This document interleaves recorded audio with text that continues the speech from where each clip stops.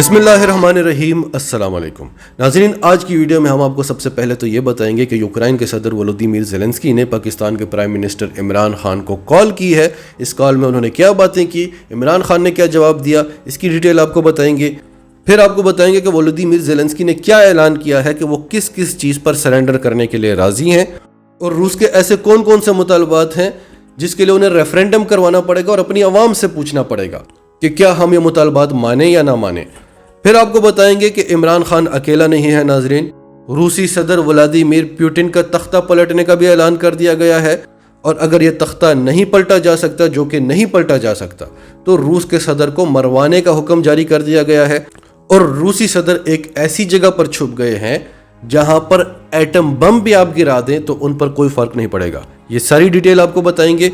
और आखिर में आपको बताएंगे कि शाह महमूद कुरैशी चीन के लिए रवाना हो चुके हैं और इमरान खान ने क्या पैगाम दिया है चीन को कि इमरान खान के साथ जो हो रहा है इसका नुकसान इमरान खान को नहीं होगा, रूस और चीन को होगा। रूस और चीन की जो अमेरिका के खिलाफ जंग है वो रूस और चीन हमेशा हमेशा के लिए हार जाएंगे और फिर कभी भी कोई रूस और चीन के लिए खड़ा नहीं होगा, फिर कभी भी कोई अमेरिका के खिलाफ आवाज़ नहीं उठाएगा। तो ये सारी चीज़ें हम डिटेल्स के साथ आपके सामने रखते हैं। उससे पहले अगर अभी तक आपने हमारा चैनल सच टीवी सब्सक्राइब नहीं किया तो इसे अभी सब्सक्राइब करें और बेल आइकन पर क्लिक करें ताकि हमारी आने वाली वीडियोस आपको वक्त पर मिलती रहें। तो पहली खबर है बिजनेस रिकॉर्डर की। Ukraine president speaks to prime minister Imran Khan, conveys struggle against Russian aggression.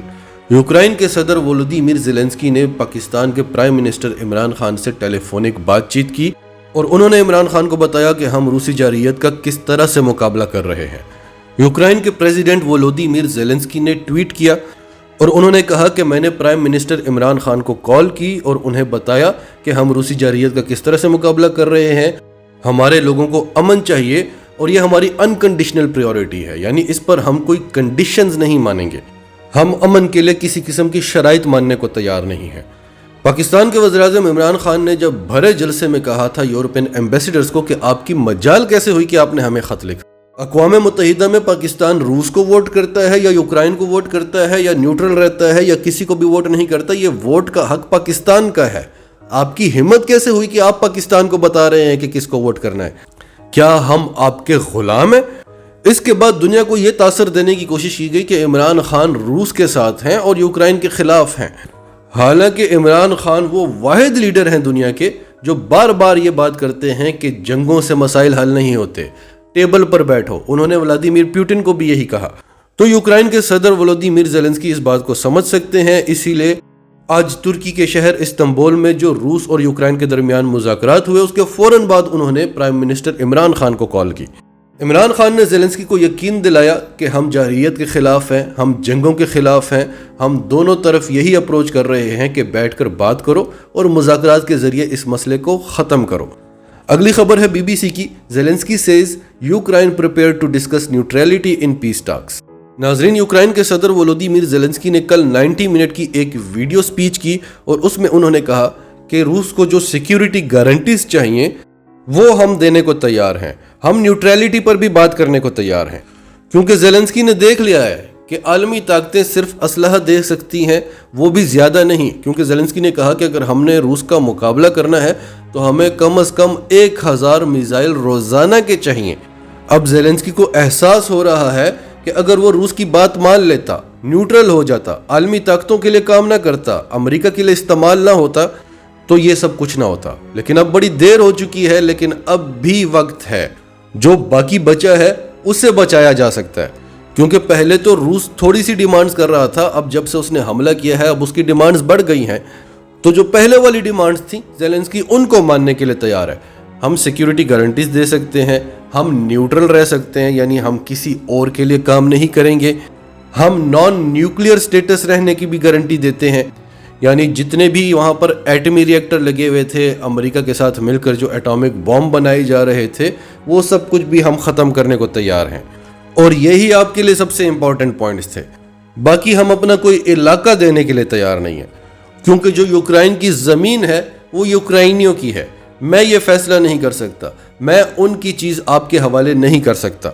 کیونکہ روس نے یوکرائن سے ڈیمانڈز کی ہیں کہ ڈونباس کے جو دونوں علاقے ہیں، ڈونیٹسک بھی اور لوہنسک بھی، ان کو الگ الگ ریاستیں تسلیم کر لو، ان کو آزاد ریاستیں تسلیم کر لو. اور جو 2014 میں روس نے کریمیا پر حملہ کر کے اس کو فتح کیا تھا، آج بھی روس کا وہاں پر قبضہ ہے، اسے بھی روس کا علاقہ تسلیم کر لو.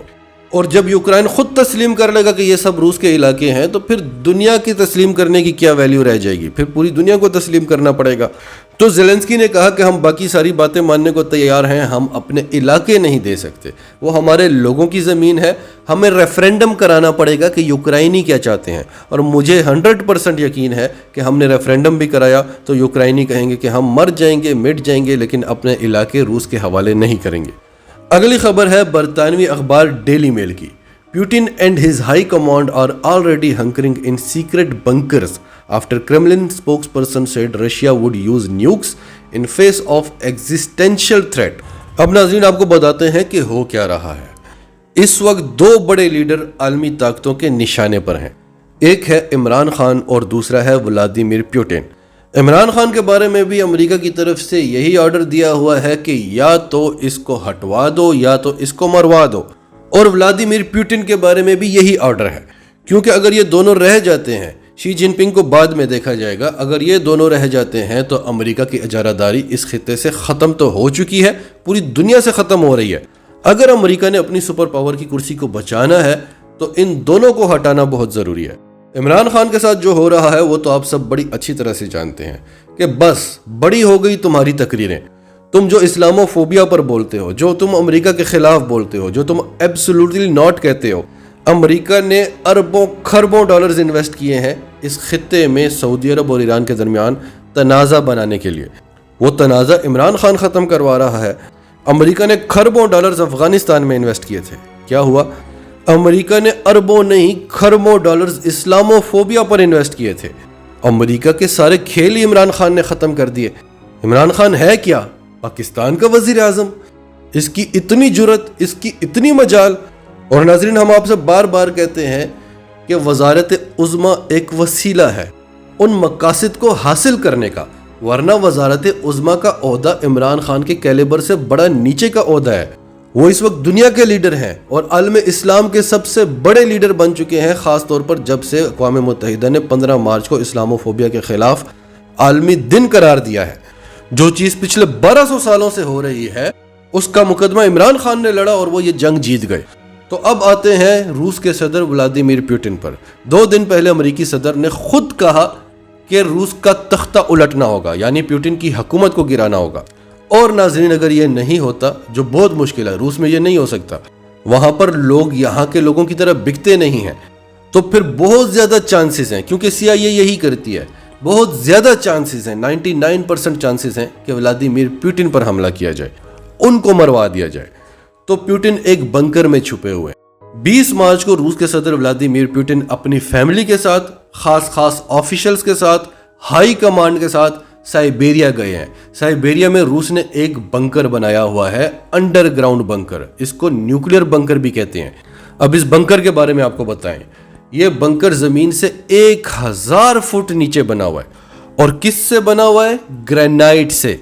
اب آپ سوچ رہے ہوں گے کہ یہ کوئی چھوٹا موٹا کمرہ ہوگا یا ایک گھر جتنا ہوگا یا ایک بنگلو جتنا ہوگا. نہیں، یہ اتنا بڑا بنکر ہے کہ اس میں پورا واشنگٹن شہر سما سکتا ہے.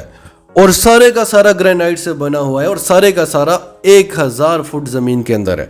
اس کو نیوکلیر بنکر اس لیے کہتے ہیں کہ اگر آپ اس پر ایٹمی حملہ بھی کر دیں تو اس بنکر پر کوئی فرق نہیں پڑے گا.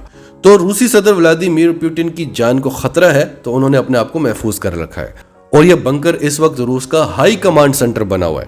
اگلی خبر ہے ڈان نیوز کی. Foreign minister Qureshi leaves for China to attend meeting on Afghanistan. Pakistan کے وزیر خارجہ شاہ محمود قریشی چین کے لیے روانہ ہو چکے ہیں افغانستان کے مسئلے پر میٹنگ اٹینڈ کرنے کے لیے. اب ناظرین پاکستان نے چین کو اس دورے میں ایک پیغام دینا ہے، اور اس پیغام سے پہلے ہم آپ کو ایک اور بات بتاتے ہیں. چین کو پاکستان سے کیا مسئلہ تھا کہ چین پاکستان پر ٹرسٹ نہیں کرتا.